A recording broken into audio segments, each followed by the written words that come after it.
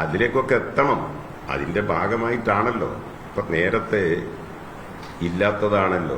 ഇപ്പൊ ഞാൻ പറഞ്ഞല്ലോ, ഇപ്പൊ കോഴിക്കോട് ജില്ലയിൽ തന്നെ ഇപ്പോ 395 ബ്രാഞ്ച് സെക്രട്ടറിമാരുണ്ട്, 10 ലോക്കൽ സെക്രട്ടറിമാർ. കഴിഞ്ഞതിന് 5 ലോക്കൽ സെക്രട്ടറിമാരെ ഉണ്ടായിരുന്നുള്ളൂ. ഇപ്പൊ അത് 10 ഇരട്ടിയായി. അങ്ങനെ ഒറ്റയടിക്കുന്നത് ഞങ്ങളും ആഗ്രഹിക്കുന്നത് അത് തന്നെയാണ്. അദ്ദേഹം പറഞ്ഞിടത്തിലേക്ക് എത്തണമെന്നാണ്. മുഴുവൻ സ്ത്രീകളായിട്ടില്ലെങ്കിലും അവർക്ക് അതിൽ നിന്ന് അനുയോജ്യരായ ആളുകളെ ഇത്തരം ചുമതലകൾ വനിതാ സഖാക്കളെ ഏൽപ്പിക്കാനാവണം എന്നാണ് പാർട്ടി ലക്ഷ്യം വെക്കുന്നത്. അത് കൈവരിക്കാൻ കഴിയും എന്നാണ് ഞങ്ങൾ കരുതുന്നത്. അതിനുള്ള ശ്രമത്തിലാണ് ഞങ്ങളിവിടെ.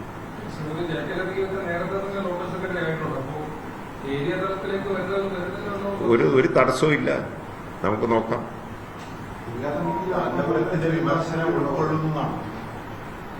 അല്ല, ഇത് ഞങ്ങൾ തന്നെ സ്വയം പരിശോധിച്ചുകൊണ്ടിരിക്കുന്ന, ഞങ്ങൾ തന്നെ ആത്മപരിശോധന കുറച്ചു കാലമായി നടത്തി വരുന്നതാണ്. പാർട്ടിയുടെ ഇക്കകത്തുള്ള സ്ത്രീ പ്രാതിനിധ്യം വർദ്ധിപ്പിക്കണമെന്നുള്ളത്, വനിതാ പ്രാതിനിധ്യം വർദ്ധിപ്പിക്കും. ഞങ്ങൾ തന്നെ CPM തന്നെ ഉൾപാർട്ടി ചർച്ചകളിൽ, സമ്മേളനങ്ങളിലെല്ലാം ഇത് വിഷയമാണ്.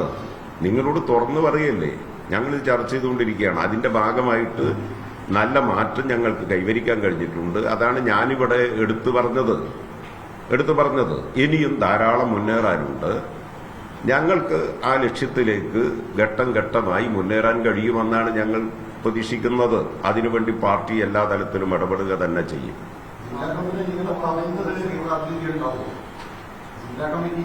പ്രതീക്ഷിക്കാമല്ലോ, പ്രതീക്ഷിക്കാം. സമ്മേളനമാണല്ലോ തെരഞ്ഞെടുക്കുന്നത്.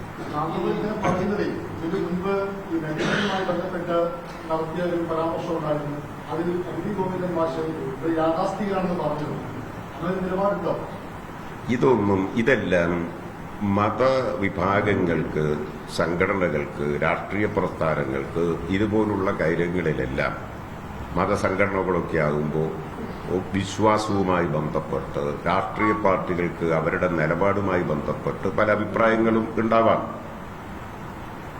അതേ അവസരത്തിൽ അതിലൊക്കെ വ്യത്യസ്തതകളും കണ്ടേക്കാം. അതേ അവസരത്തിൽ ഇപ്പൊ കാന്തപുരം ആദരണീയനായ സമൂഹം അംഗീകരിക്കുന്ന ഒരു വ്യക്തിത്വമാണ് അദ്ദേഹം. ഇപ്പൊ ജമാഅത്തെ ഇസ്ലാമി ഉയർത്തുന്ന മതരാഷ്ട്രവാദം, അതുപോലെ ഈ തീവ്രവാദ നിലപാടുകൾ ഉയർത്തുന്ന സംഘടനകളുണ്ട്. അത്തരം നിലപാടുകൾക്കെല്ലാം എതിരായിട്ട് ശക്തമായി സമീപനം സ്വീകരിക്കുന്ന, സമൂഹത്തിൽ നിലപാട് ആർജവത്തോടെ സ്വീകരിക്കുന്ന ആദരണീയനായ ഒരു വ്യക്തിത്വമാണ് കാന്തപുരം. അതെ, ഇത്തരം കാര്യങ്ങളിൽ വ്യത്യസ്ത അഭിപ്രായങ്ങൾ, നിലപാടുകൾ ചിലതൊക്കെ പലർക്കും ഉണ്ടായേക്കാം. അതെന്തിനാണ്? അത് വലിയ വിഷയമായിട്ട് ഉയർന്നു വരേണ്ട കാര്യമില്ല. വിശ്വാസവും മതസംഘടനയും അതിന്റെ വഴിക്ക് രാഷ്ട്രീയ പാർട്ടികൾ അവരുടെ നിലപാടിനനുസരിച്ച് പോകും. ഇതൊന്നും പാർട്ടിയുടെ നിലപാട് പറയേണ്ടത് പാർട്ടി സെക്രട്ടറി, സംസ്ഥാന സെക്രട്ടറി അല്ലേ. അതിലെന്താ തെറ്റ്? അതല്ലേ ഞാൻ പറഞ്ഞത്. രാഷ്ട്രീയ പാർട്ടികളാകുമ്പോൾ ഞങ്ങൾക്ക് ഞങ്ങളുടെ പാർട്ടിയുടെ നിലപാടുകൾ ഉണ്ടാവും. മതസംഘടനകൾക്ക് അവരുടെ അഭിപ്രായങ്ങളും വിശ്വാസങ്ങളുമായി ബന്ധപ്പെട്ട നിലപാടുകൾ, അഭിപ്രായങ്ങളും ഉണ്ടാവും. അതിലൊക്കെ ചില വ്യത്യസ്തതകളും കണ്ടേക്കാം. അതൊന്നും ഒരു മറ്റു വഴിക്ക് പോകേണ്ടതില്ല. എന്നാൽ കാന്തപുരം സ്വീകരിക്കുന്ന, അദ്ദേഹത്തിന്റെ പ്രസ്ഥാനം സ്വീകരിക്കുന്ന നിലപാടുകൾ ഈ നാടിന്റെ മതനിരപേക്ഷത സംരക്ഷിക്കുന്നതിനു വേണ്ടിയുള്ള വർഗീയ സംഘടനകൾക്ക്, മതരാഷ്ട്രവാദികൾക്കെതിരായ ഉറച്ച സമീപനം സ്വീകരിക്കുകയാണ്. അക്കാര്യത്തിലൊക്കെ ഞങ്ങൾ നല്ല യോജിപ്പാണ്.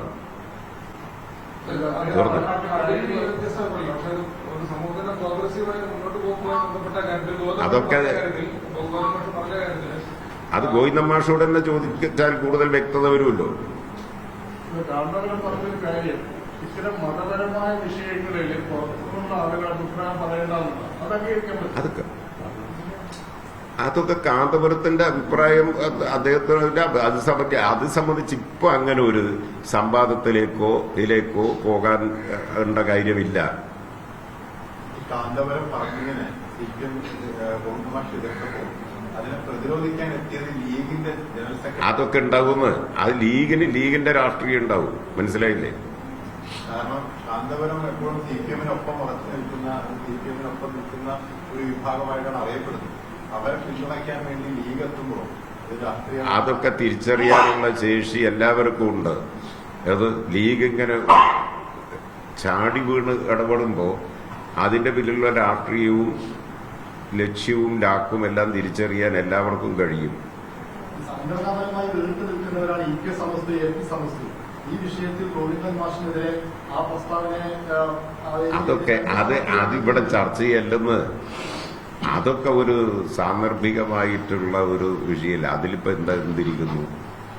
നേരത്തെയും ഇതുപോലുള്ള പല വിഷയങ്ങളും വ്യത്യസ്തമായ അഭിപ്രായങ്ങളൊക്കെ പല കാര്യങ്ങളിലും പലർക്കും ഉണ്ടായിട്ടില്ലേ?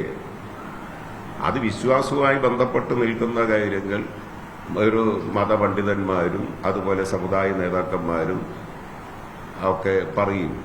രാഷ്ട്രീയ പാർട്ടികളുടെ നിലപാടുകൾ പറയും. അതുമായിട്ടൊരു തർക്കത്തിലേക്കോ വൈരുദ്ധ്യത്തിലേക്കോ പോകേണ്ട കാര്യമൊന്നുമില്ല. ഇതെല്ലാം എല്ലാ കാലത്തും സമൂഹത്തിൽ ഉണ്ടായിട്ടുണ്ട്.